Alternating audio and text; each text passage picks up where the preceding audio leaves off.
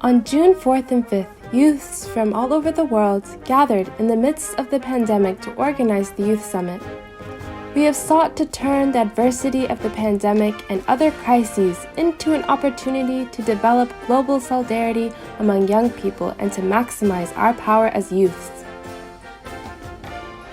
In his annual peace proposal this year, Dr. Daisaku Ikeda, the founder of Soka University of America, proposed the holding of a Beyond COVID-19 Youth Summit, a convening of young people to discuss the kind of world they would like to see in the aftermath of this crisis. In that same spirit, we, youths of the world, rose up to engage in dialogue to create happiness and peace as global citizens.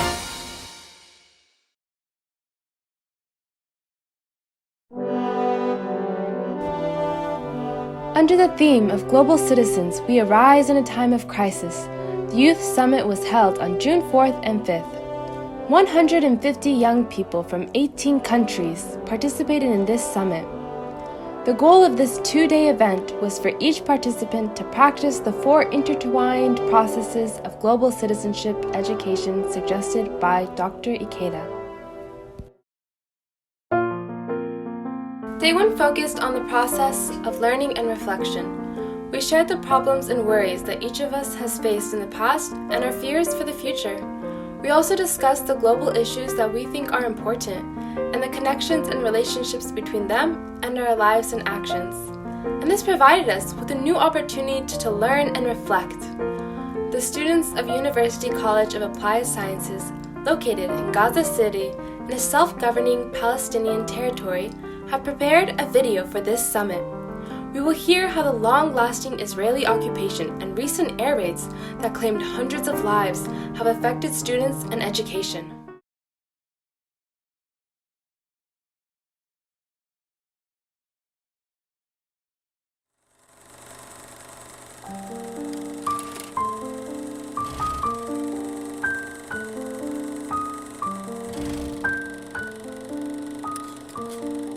Hello, this is Asil Gaban from the Gaza Strip.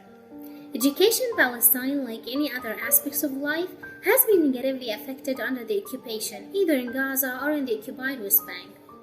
So, living in an area of protracted crises such as Palestine makes the teaching and learning environment unsafe for Palestinian school or university students and prevents them from exercising their right to have safe access to quality education. Gaza youths in particular face stressful and challenging circumstances under the siege and the successive aggressions that directly targeted the educational infrastructure. And lately, the outbreak of COVID-19 has added insult to injury. In this video, my colleagues are sharing their experiences under the siege. I am Mahmoud from Gaza Strip. I like to learn new skills and know about history and civilization of the other country. But with the suffocating siege on Gaza, I cannot reach the city next to me. I can't see more than 1% of what in this world. I'm Noor from the occupied West Bank. I want to say that schools and universities of occupied West Bank are unsafe and threatened. Do you know why? Because students repeatedly facing many intrusions and harassments by the Israeli settlers while they are studying peacefully in their classes. In my university, for example, a girl has been severely hurt in her face after throwing bombs in the yards by Israeli settlers. Even little children are repeatedly subjected to inspection on the successive checkpoints of their way to school. For years, Gaza Strip has been under stifling siege. It has become isolated and deprived of any interaction with the world.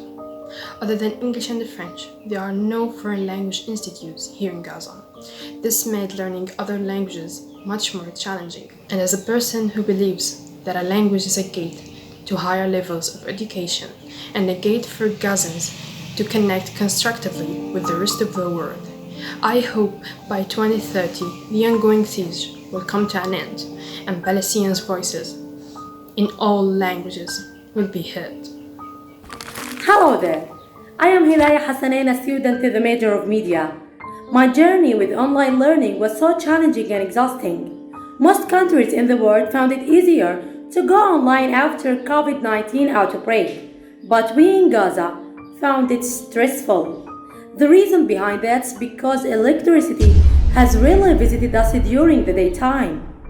I'm a distinguished student, and the electricity cut affects not only my GPA, but also my inner peace, as I lost many exams. Salam. Hello, this is Amna. In a month, I'm expecting my graduation from the Faculty of Arts, English department. To be honest, I'm really excited about getting a job and things like that. However, to be realistic, I'm always hearing stories from my friends who have recently graduated. They complain about the lack of jobs. Some of them have got jobs and others are still waiting. Actually, I'm trying to be optimistic, but this is really scary for me. I always wonder, should I be stuck in a job that I don't love only for the sake of getting a job, or should I have my dream job? Hi, I'm Tasneem. I want to learn like other people with comfort and guarantee of success, but there is no guarantee for preventing Israeli shilling and killing. The last aggression on Gaza has created an uncomfortable environment for learning for all students of schools and universities. Having my house destroyed with no electricity or internet or even basic needs to live with has extremely hindered the continuation of studying, and I'm not the only one in Gaza who suffers. So, after all, without ending the restrictions imposed on the lives of Palestinians, first of all is occupation, the field of education will remain subjected to a policy of repression and targeting. However, we still have hope that by 2030, the intellectual and logistical resources that local practitioners need to transform education provision for their students will be somehow provided, and cooperation projects with international universities as well will be continued to develop the Palestinian curriculum.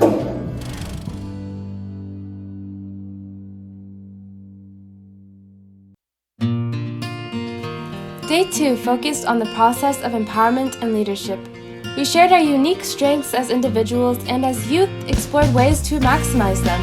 We further discussed how we can take action individually and collectively to achieve the vision and goals we have for the post-pandemic world and toward 2030. We'd like to end by hearing some of the youth sharing about their visions for the future and their resolutions. In the future, and I hope a near future, more people in a whole world could know more about these people that are suffering, and knowing more about these people and their stories. I hope that we can know more about them and raise their voices more and more. Yes, that's it. Thank you. The world that I want in the future, it is one that everyone can have access to education.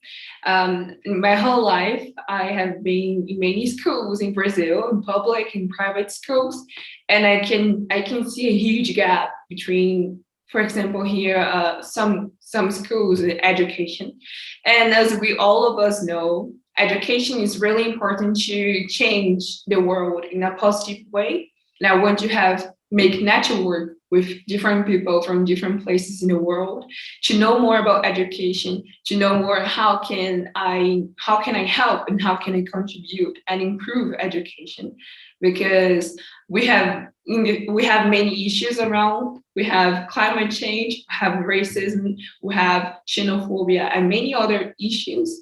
Then if you want to change the world and if you want to make a good difference, I think education is a good way to start. Then this is the place that I want to start. This is the place that I want to in the future to be good for everyone, not only in Brazil, but also to the whole world.